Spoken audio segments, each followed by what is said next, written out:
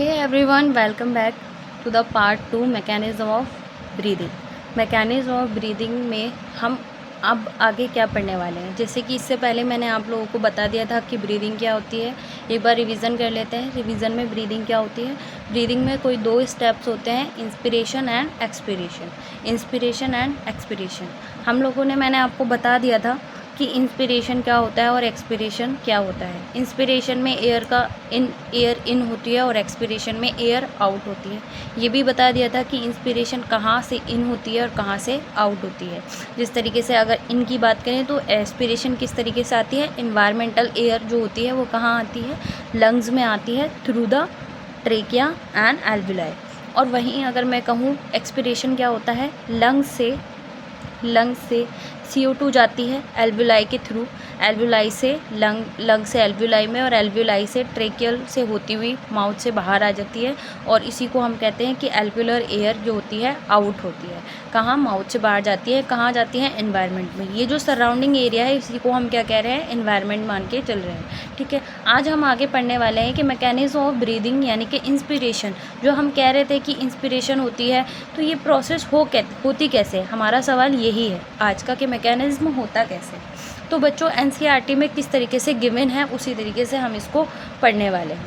Inspiration में एक line given है कि inspiration can occur if the pressure with in the lungs less than environmental pressure, यानी कि एटमॉस्फेरिक प्रेशर। इंस्पिरेशन कब अकर होती है, जब pressure with in the lung less than the atmospheric pressure, यानी कि लंग्स के अंदर जो प्रेशर होता है वो क्या होता है, कम होता है। तो बच्चों हमें यहीं पे एक चीज़ बहुत अच्छे से समझ लेनी है जो मैं आपको बहुत अच्छे से बता दूँगी। मान लीजिए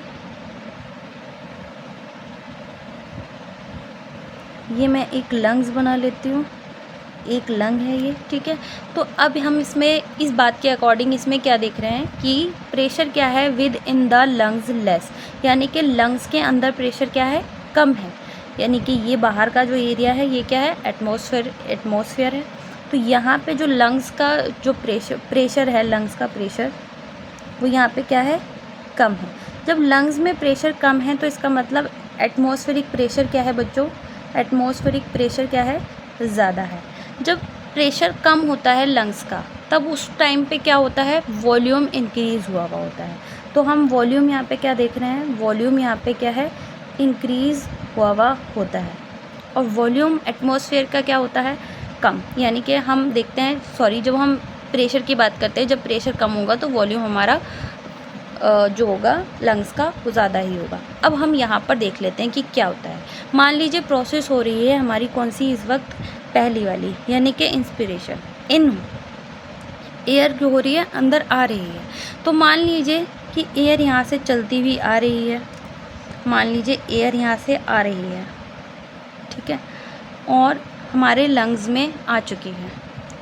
जब हमारे लंग्स में आई तो यहाँ पे प्रेशर क्या हो गया है, यहाँ पे कम हो गया है। प्रेशर कब कम होता है, अब हमें ये भी सवाल होना चाहिए कि एकदम से प्रेशर कम हुआ हो जाता है। जैसे ही मान लीजिए हमने सांस ली तो एकदम लंग्स का प्रेशर कम हो जाएगा, नहीं। सबसे पहले क्या होता है, जो हमारे डायफ्राम होता है, ये जो डायफ्राम जो हम यहाँ पे देख रहे हैं, ये जो हम देख रहे हैं, ठीक है, इसकी जो लोकेशन होगी वो चेंज होगी। ये क्या है, अभी एक नॉर्मल कंडीशन में है, लेकिन यहाँ पर ये क्या होगा, थोड़ा सा नीचे खिसक जाएगा। ठीक है, ये क्या होगा, इस तरीके से हो जाएगा, जिसकी वजह से हमें क्या देखने को मिलेगा, जिसकी वजह से हमें देखने को मिलेगा जो लंग्स हैं उन्होंने अपना जो साइज़ है वो क्या कर लिया है, इंक्रीज़ कर लिया है। यानी कि वॉल्यूम क्या हो गया है, बढ़ गया है। जब वॉल्यूम बढ़ता है, जब वॉल्यूम इंक्रीज़ होता है किसी भी चीज़ का, जब वॉल्यूम इंक्रीज़ होगा तो ऑब्वियसली प्रेशर क्या हो जाएगा, यहाँ पे प्रेशर क्या हो जाएगा, यहाँ पे ऑब्वियसली कम हो जाएगा। इसी कॉन्टेक्स्ट में NCERT कहती है कि इंस्पिरेशन कब होती है, inspiration can occur if the pressure in the lungs is less than the atmospheric pressure. जब वॉल्यूम इंक्रीज़ होता है, प्रेशर कम होता है, तभी इंस्पिरेशन होती है। तो हमारा ये NCERT ने जो स्टेटमेंट दिया है वो यहाँ से क्लियर हो जाता है। ठीक इसी तरीके से हम आते हैं एक्सपिरेशन पे कि एक्सपिरेशन कब होगी। ठीक है, यहीं पर हम सेम लंग को ड्रॉ कर लेते हैं। ठीक है। यहाँ पे क्या बोला गया है कि expiration take place when the intrapulmonary pressure, intrapulmonary जो है लंग्स के अंदर के लिए ही एक वर्ड यूज़ किया गया है। इंट्रापल्मोनरी प्रेशर इज़ हायर, यानी कि लंग्स का प्रेशर क्या है अब हाई है। तो देख लेते हैं।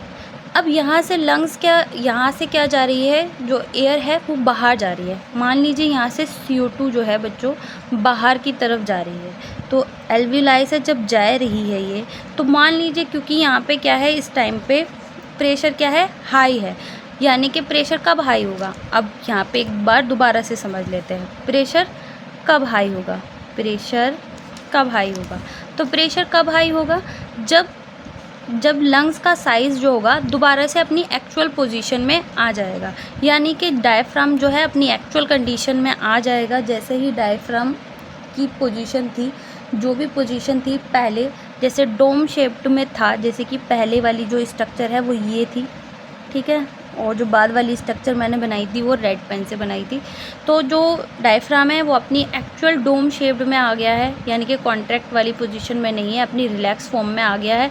और जिससे ही ये रिलैक्स हुआ है वैसे ही लंग्स अपनी क्या हो गए, एक्चुअल उसमें आ गए हैं, यानी कि वॉल्यूम दोबारा से क्या हो गया, पहले बड़ा था अब वॉल्यूम यहाँ पे क्या हो गया है, कम हो गया है। जैसे ही वॉल्यूम कम होगा, जैसे ही वॉल्यूम बच्चों कम होगा, वैसे ही प्रेशर यहाँ पे क्या हो जाएगा बच्चों, बढ़ जाएगा। प्रेशर यहाँ पे क्या हो जाएगा, बढ़ जाएगा। तो प्रेशर क्या है, ठीक इसी तरीके से देख लेते हैं। एनसीईआरटी ने क्या कहा है, एनसीईआरटी ने कहा है pressure is higher than the atmospheric pressure. तो बिल्कुल भी कंफ्यूज नहीं होना है इन दोनों चीज़ों में। और आई होप ये आपको अच्छे से समझ में आ गया होगा कि हम किस तरीके से किस कॉन्टेक्स्ट में प्रेशर और लंग की बात करते हैं। और ये बहुत ही ईजी सा टॉपिक है, तो इसको अच्छे से समझिए। एक बार मैं दोबारा से रिवाइज़ कर देती हूँ कि हमने क्या क्या पढ़ा है। जब एयर इन होगी तब क्या होता है, लंग्स का प्रेशर, लंग्स क्या हो जाता है, अपना साइज़ इंक्रीज़ कर लेता है। जैसे ही वॉल्यूम इंक्रीज़ होता है तो प्रेशर वहाँ पे क्या हो जाता है, कम हो जाता है। खुद ब खुद जो प्रेशर होता है वहाँ पे कम हो जाता है। ठीक इसी तरीके से जब कार्बन डाइऑक्साइड बाहर जाती है तो लंग्स अपनी एक्चुअल पोजीशन में आ जाते हैं, और जिसकी वजह से यहाँ पे वॉल्यूम कम, जैसे ही वॉल्यूम कम होगा वैसे ही प्रेशर यहाँ पे क्या हो जाता है, इंक्रीज़ हो जाता है। जिसकी वजह से हम जब दो कंडीशन रखेंगे, वॉल्यूम इंक्रीज़ होगा, प्रेशर लो होगा, तब कौन सी कंडीशन होगी, इंस्पिरेशन होगी।